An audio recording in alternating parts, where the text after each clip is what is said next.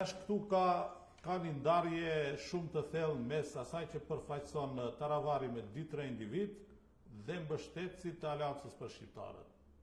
Ata kanë qenë gjithmonë antipoda e BDI-s dhe kanë qenë luftëtarët më stoik anti-BDI me dekada. Dhe kjo ka qenë arsye pse ato e kanë mbështetur Vlenin dhe pse mbështetën Arben Taravarin dhe nuk shkuan me Zjadin Sela. Për shkak se Vleni u kriju dhe u themelu mbi këto baza për qenë antipod e BDI-s dhe për të sjellë rotacionin politik. Dhe në rast se kjo u arrit, tash ne bëm gjysmën e ndryshimit në pushtetin qendror, kur pritet ndryshimi edhe në pushtetin lokal, kur BDI ishte në vdekje klinike,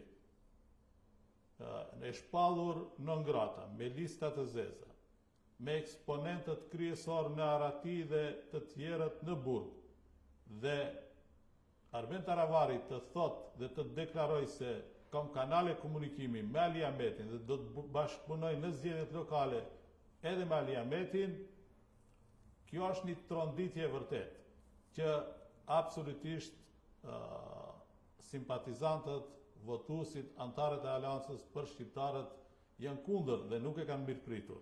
Dhe kjo do të dëshmohet shumë shpejt se kjo pjesë e ndërgjegjshme ose e ndërgjegjës së vërtet për brenda subjektit do të del kundër dhe do ta mbështesë Vlenin, pasi që ndryshe nuk do të kishte kurrë çfarë kuptimi ki rotacioni politik.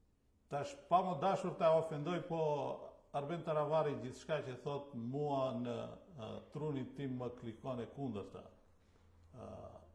Ai nuk ndëgjon as zërin e qytetarëve, as zërin e aktivistëve të ASH-s, as që i ka busoll qytetarët.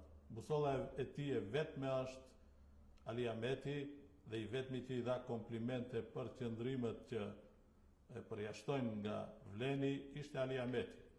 Dhe me kontaktet intenzive që i ka zhvilluar, që Zjadin Sela tha 2-3 takime, Arbeni tha kom folë në telefon dhe do të takoj shumë shpejt.